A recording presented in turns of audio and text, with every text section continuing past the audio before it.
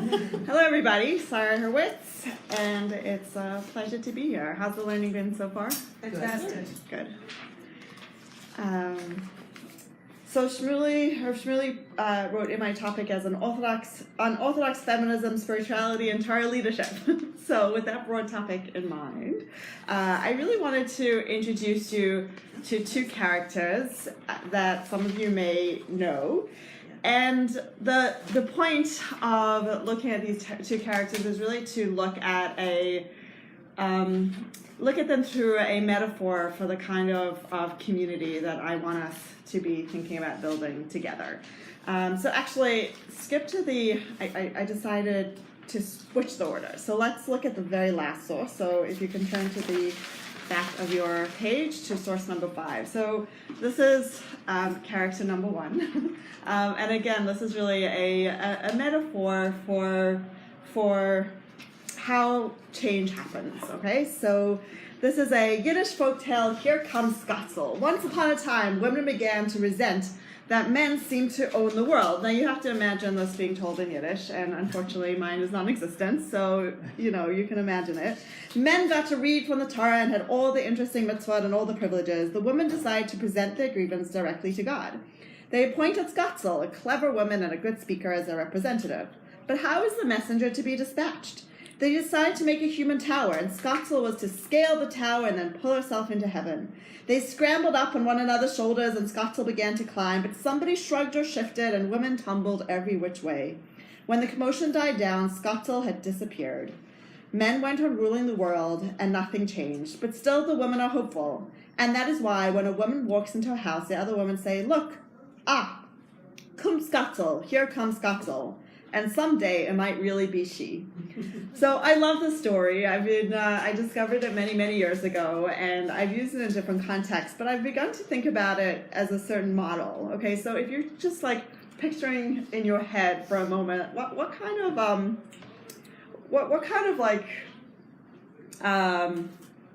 well, I'll just sort of say it. So the imagery is sort of like an upward downward model. Okay, so just like using it as a metaphor, what's going on here? Scotzel is trying to reach heaven, and she's trying to climb up on women's shoulders, much like the Tower of Babel, which we know didn't work. And so there's a attempt to move upwards. So when I think about the story, I think about like women standing on the shoulders of other women, right? You're thinking about like climbing upwards by being lifted up with what's happened before, standing on the shoulders of all that came before her, of going upwards. But is it successful? Is this model successful? What happens to Scotzel? What happens to the woman? What happens to the community? Okay, it collapses. The tower collapses, and we just read this one. Scotzel disappears. Scotzel disappeared. We just read this one, the fifth one. Don't worry, you didn't miss that much. We just started. We started with the end. Scotzel disappears, and what about the community? It stays the same, right? It's sort of depressing. It's this like fabulous story about this one woman who tried to create change, and she disappeared, and the world went on as it was before. But they don't lose hope. But they don't lose hope. It's a world that keeps striving, even though nothing has changed. So I think about this world as like the glass ceiling, right? Like there's a constant motion of climbing upwards in a glass ceiling. The imagery, and it's the imagery associated with women, right? Like we're just gonna break that glass ceiling. Rabba Sara is such a ceiling breaker. How many times have I like taught at a Hadassah event and it's been called ceiling breaking, and it's all about like climbing, and I've been thinking a lot about that imagery, because what are the positives and what are the limitations of like glass ceilings, that notion? There's no right or wrong answers here. I guess like the work is done once you've reached it, kind of, and like there's nothing else to do once you kind of reach that level. Okay, nothing else to do once you've reached it. And do you reach it? Well, I would see as a ceiling, keeping you down. Right. Okay, the ceiling keeps you down, right? There's like a, yeah. Especially this assumption that you're not starting from equal ground. You have to start from below and project. And scale and scale and scale and scale until you reach somewhere, if you reach it at all. Oh, a ceiling is an artificial. It's artificial. It's built. It's not part of the world. Somebody made this ceiling, so somebody decided that this is as high as you can go. Okay, great. It's an external. It's an It's artificial. It's an artificial. Artificial is the word. Level. Right. Good. What else? What happens when you get to the top of that ceiling? You can't pass it. I'm sorry. You can't pass it. You can't pass it, Barrier. and it's a barrier, and it also hurts, right? Just like think about the imagery of like getting up to that glass ceiling and not quite getting there. It like you're hitting your head on something. That metaphor is you're making cracks maybe, but like the ceiling doesn't break. And by the way, if it does break, think about what that looks like. Right? There's like that's a big mess. Like people for sure would get hurt. So on one hand, I don't want to like be a critique of glass ceilings because it's a good metaphor, it works, but I just started questioning it recently. I think I started questioning it actually because Clinton's acceptance speech was supposed to be held in the Javits Center, right? And they picked it specifically because of the glass, surrounded by glass, and so that was the first time I was like, well, maybe that's just like the wrong metaphor. Maybe that's like the wrong imagery for trying to create change, especially when women particularly have to be kept down. Because what I noticed about the story is it's about one woman. Like one woman, I talked about standing on the shoulders of others, but it's also like one woman who had to sacrifice herself, and to what end, right? Nothing changed, and yes, there's tremendous hope, but it feels lonely. It feels like, you know, nothing changed, and there was all this energy and excitement actually over this potential change that was going to occur, and then once it dissipated, they had to start all over again with a new person because their fearless leader had disappeared. So I think I see it as a metaphor. I see it as that there are, in every generation there's a Scutzel, and Scutzel may not achieve what she wanted to achieve for whatever reason. Maybe she didn't have the strength of the women behind her, or whatever. Somebody somebody fell, or somebody whatever shifted. So there was a shift in the ground underneath her somewhere, and whatever that was, it was. But so she fell, she disappeared. Whatever happened to her, but I think at the end, what they're saying is that there is going to be another Scutzel who's going to now take this and move it forward. Right. So it's hopeful. It does feel very hopeful, and you're suggesting so that you don't have to start all the way from the ground. That there is some height that was gained, and maybe that arbitrary floor has been raised, and maybe the ceiling has been lowered. But I think in terms of I think you were uncomfortable with the glass ceiling, but I think the point of the glass ceiling is that you can kind of see what's there. You can look outside and see those beautiful homes, condominiums, or whatever it is that you can't reach. Here, we look up here, we really can't see anything. We're only we're boxed in here. Right. So therefore, maybe we don't have anything to strive towards if we don't know what we're striving towards. Right. So that's the positive of having a glass ceiling, that you can see something just beyond. It's I used to call it the cement ceiling, which lacks any hope. Whereas at least the glass, you see what you're striving for. Okay, so let's hold this metaphor. Yes. Maybe it's saying that lo b'shamayim hi, that the people have to do it in order to make a change. It's not just going up to God. Okay, so that's a great segue into the next metaphor. So hold this imagery in your mind, and the next one we're going to spend mostly on source number 3 on the same page. But in order to get there, I just want to introduce you to Yeltsa. Some of you have probably learned Yeltsa, maybe even for me. She's one of the few named women in the Gemara. She's tremendously interesting because not only is she named, but she has some role in establishing halacha. She has a voice. She's thought to be the daughter of the Reish Galuta, 3rd century Amorai, and she is is married to Rabbi Yochanan, and she appears in several stories. One, she's being carried from one place to another, assumingly on Shabbat, or at a time you're not supposed to be carried, and the Gemara concludes that maybe it's okay that she was carried because in the story it comes in the context of a chacham, a wise person that was carried right before the story, and it's possible that she had something the community needed, and because she had some wisdom or something the community needed, she deserved the kavod of being lifted and carried from one place to another. Okay, I'm just giving you some background of the kind of person she was. The story and the top of the first side is one of my favorite stories, which is about she and her husband Rabbi Nachman, who are hosting the guest Ula. Ula has traveled probably from a distance. They're sitting at a table together, and Rabbi Yochanan asks Ula to lead Birkat Hamazon, and to do so over a kos shel yayin, over a cup of wine. And he does so, and then Rav Nachman asks him to pass it to Ula so that she can take a sip from this blessed cup. And he, not only does he refuse, but he is flabbergasted. And you can look inside yourself, but essentially he starts quoting psukim, which are all about how a man's body takes priority over a woman's body. And the imagery is meant to convey that a woman is merely just a vessel, and it's really another metaphor for childbirth and for procreation. And what he's essentially implying, that women are just the vessels to hold seed, and the men, it's all about the men being the primary procreators.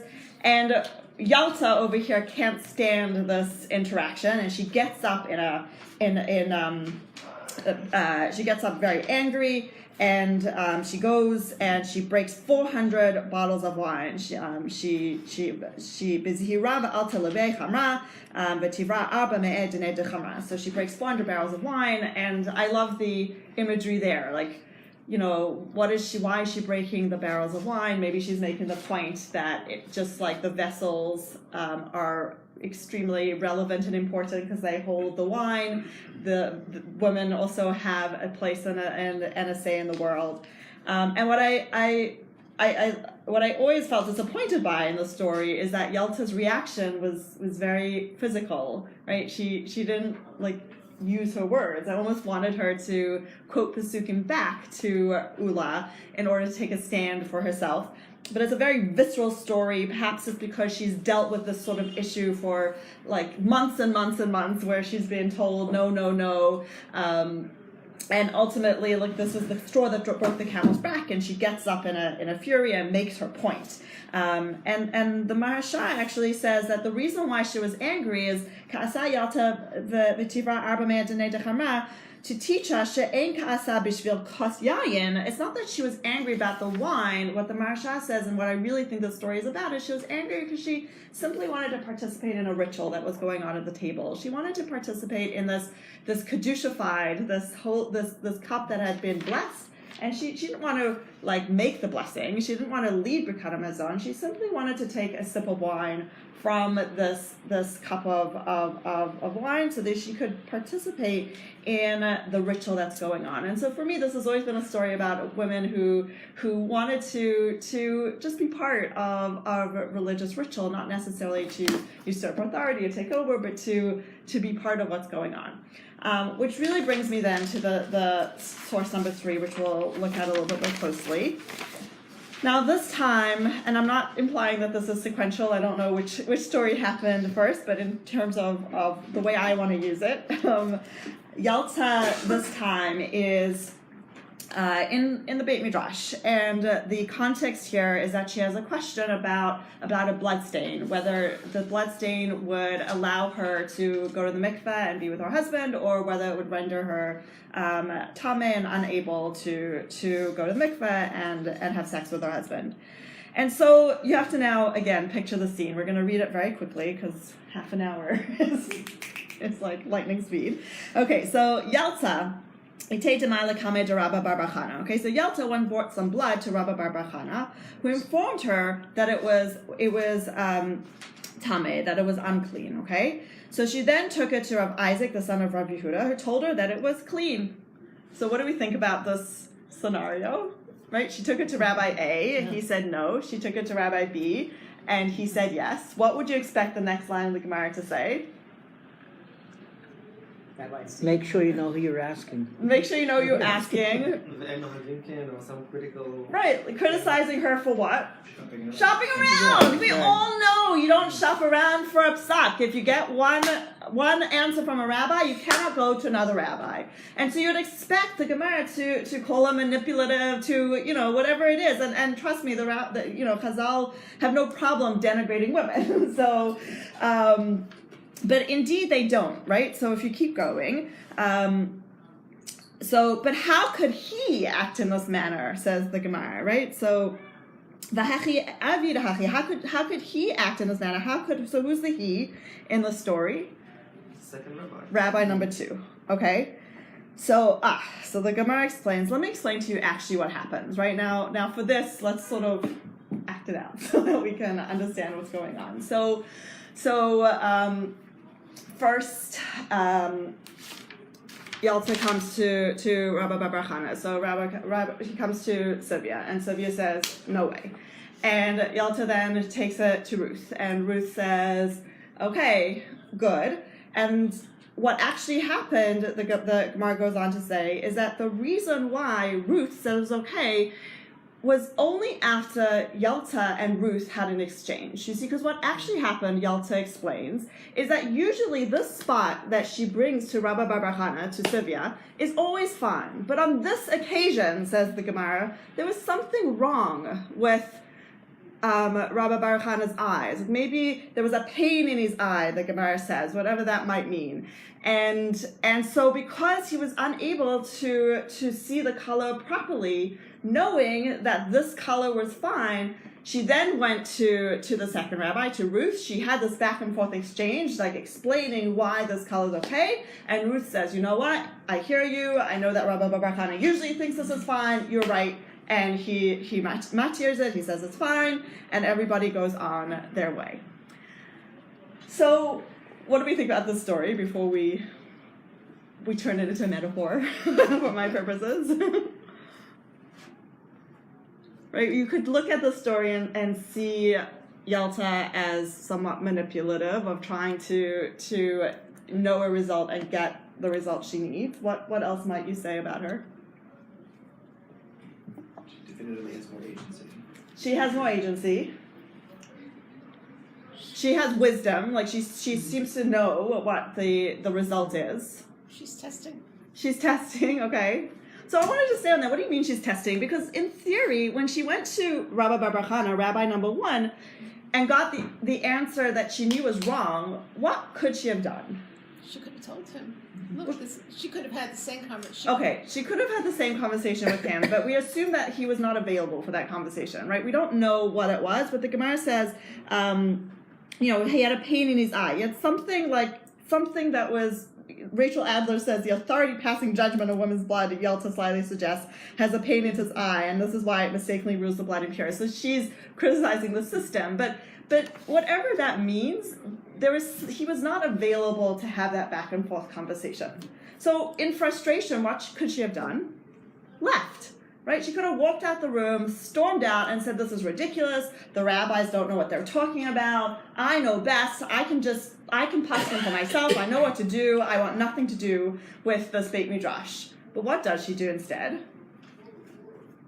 She seeks another opinion. She seeks a partner, right? She seeks another opinion, but she seeks somebody who actually was really quite courageous. Ruth was really, it's a tough thing to overturn a colleague's opinion. And Yalta somehow is able to convince, with her wisdom halachically, that this, what her status actually would be. So, was there another comment? How does he know that she already had gotten the first opinion? So I'm imagining that they're all sitting in one large space, right? Maybe Rabba Bar Chana's here, and Rabbi Isaac Yitzhak is on the other end. Maybe they're in slightly different rooms, but they're in. I'm imagining one large Beit Midrash, right? Because that's where the learning happened. That's where it all happened for the rabbis at this time. They were making decisions and having these back and forth arguments where the Beit Midrash, in the learning centers of those times. So how did they know? Word traveled fast, or she told him. The Gemara actually says, Rabba Bar Chana says, no, I need you to say yes, right? She was very forthcoming in what the situation was.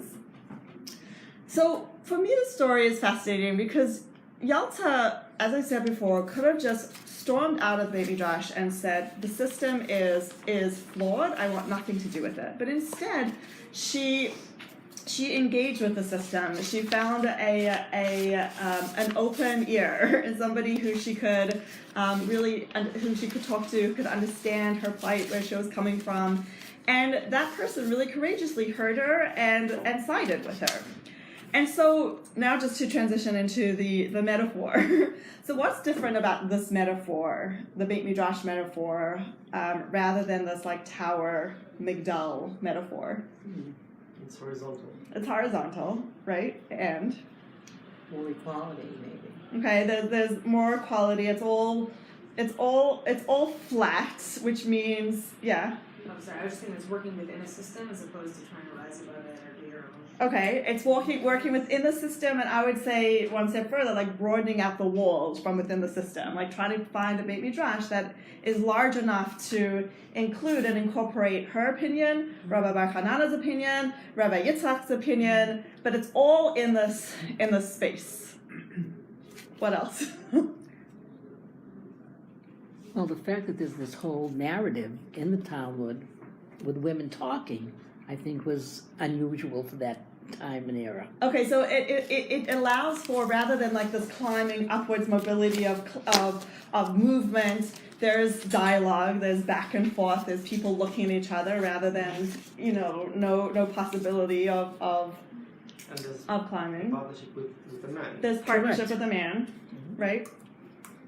So it's poetic, I admit, but I like it. I like the reshifting our thinking away from a glass ceiling, which is compelling and has its own beauty. But I like the idea of broadening out a room, of opening up walls in this sort of horizontal way in partnership with men, rather than this individual scaling where it's only about one person who's going to get to the top. This is a different way of changing a system. This is a way of changing a system that is, first of all, just to comment on what we said before about arbitrary ceilings and floors. It takes away that notion of deciding where the top is and where the bottom is, because it's all one level. And it only works in partnership. It works when people are engaging and speaking, and men and women are working together. And so when I think about the change that I'm making, when I think about women's leadership, when I think about Orthodox women becoming clergy and impacting community, what I've come to realize is that having one woman sort of scaling a tower isn't as effective. It's lonely and it has its moment in time. But real change comes when you actually leave the ivory tower and leave the migdal and leave this upward, vertical imagery, and try to figure out how to make change from the ground, and to, like I said, broaden the walls of the Beit Midrash to incorporate women's voices, to partner with men, sort of arm in arm, to think about how to create change, how to have a back and forth dialogue and allow for that courageous changing of minds that occurred in this Beit Midrash. And I imagine it was hard for Yalta to step into that space, right? It's a very masculine place, and yet she didn't run away from it when she didn't get an answer. She stood her ground in it, and I think the Beit Midrash was better for it. By bringing her voice into it, she enlarged it to allow for her voice and really her opinion to have credence within. So there's times to make vertical change and to scale towers and to hit your head against glass ceilings, and I have a lot of of respect for that notion as well. But I also, whenever I think about or hear the idea of glass ceilings, I want to also always just step back and say, wouldn't it be better? Wouldn't it be better for us to link arms together as a whole community, men and women, and to find a way to expand the walls from within? So Scottsdale, Yalta, Towers, Baby Josh, there's the metaphor, and that's what I'm trying to do. Thank you.